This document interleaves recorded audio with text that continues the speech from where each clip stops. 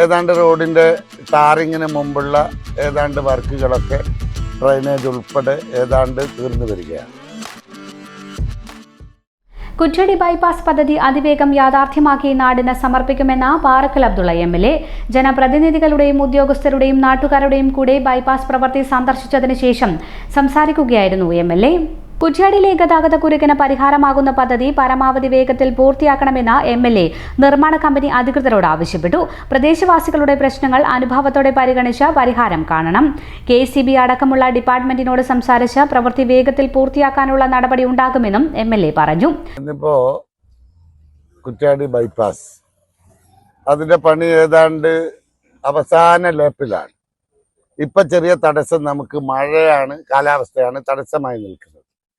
ഏതാണ്ട് റോഡിൻ്റെ ടാറിങ്ങിന് മുമ്പുള്ള ഏതാണ്ട് വർക്കുകളൊക്കെ ഡ്രൈനേജ് ഉൾപ്പെടെ ഏതാണ്ട് തീർന്നു വരികയാണ്.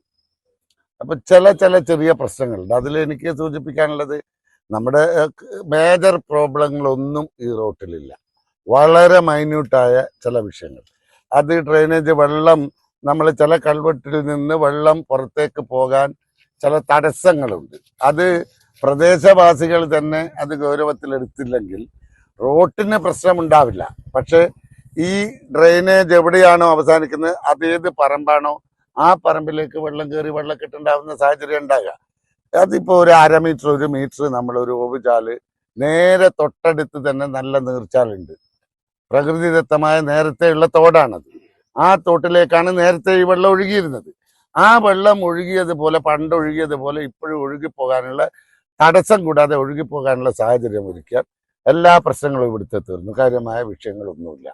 എത്രയും പെട്ടെന്ന് നമുക്ക് മഴയായതുകൊണ്ട് ഇതിന് ലാസ്റ്റ് ലാപ്പിൻ്റെ പ്രശ്നം ഇപ്പോൾ നിങ്ങൾക്കൊക്കെ അറിയാം, ടാർ ചെയ്യണമെങ്കിൽ മഴക്കാലത്ത് ചെയ്യാൻ പറ്റില്ല.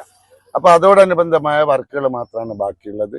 ബാക്കി ഇപ്പോൾ വെള്ളക്കെട്ടില്ല, വേറൊന്നില്ല. വാഹനങ്ങൾക്ക് വലിയ ബുദ്ധിമുട്ടില്ലാതെ പോകാനുള്ള സൗകര്യം ഏതാണ്ടായിട്ടുണ്ട്.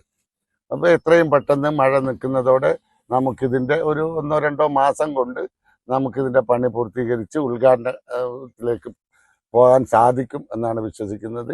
അതുകൊണ്ട് എല്ലാവരുടെയും ഒരു സഹകരണവും ജാഗ്രതയും. ഇപ്പം എല്ലാവരും ഇവിടെ ഉണ്ട്. പഞ്ചായത്ത് പ്രസിഡന്റുണ്ട്, ജനപ്രതിനിധികളുണ്ട്, ബന്ധപ്പെട്ട നാട്ടുകാരുണ്ട്, കമ്മിറ്റിയുടെ ആളുകളുണ്ട്, രാഷ്ട്രീയ പാർട്ടിയുടെ നേതാക്കന്മാർ, എല്ലാവരും ഒരുമിച്ചാണ് ഇത് മുന്നോട്ട് കൊണ്ടുപോകുന്നത്. നല്ല നിലയിൽ മുന്നോട്ട് പോകുന്നുണ്ട്.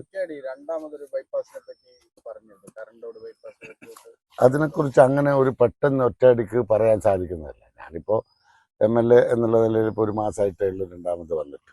അപ്പോൾ അതെവിടെയാണ് നമ്മളെ രണ്ടാമതൊരു ബൈപ്പാസ് എന്ന് പറയുന്നത് ഓത്തിയോട്ട് പള്ളിയുടെ അപ്പുറത്തുനിന്ന് പോകണം. അത് മണ്ഡലം കുറ്റ്യാടിയല്ല, നാദാപുരം മണ്ഡലമാണ്. അപ്പോൾ അതുമായി ബന്ധപ്പെട്ടത് നമുക്ക് അതിൻ്റെ ചർച്ചയും കാര്യങ്ങളും ഇവിടെ ബന്ധപ്പെട്ട രാഷ്ട്രീയ പാർട്ടിയുടെയും പഞ്ചായത്തിൻ്റെയും ബന്ധപ്പെട്ട ആളുകൾ, വ്യാപാരി വ്യവസായമൊക്കെ ആയിട്ട് ഒരുമിച്ചിരുന്ന് ചർച്ച ചെയ്തിട്ട് വേണം അതെങ്ങനെ മുന്നോട്ട് കൊണ്ടുപോകാനുള്ളത്. അതൊരു MLAക്ക് മാത്രം അഭിപ്രായം പറയാൻ സാധിക്കുന്നതല്ല. എവിടെ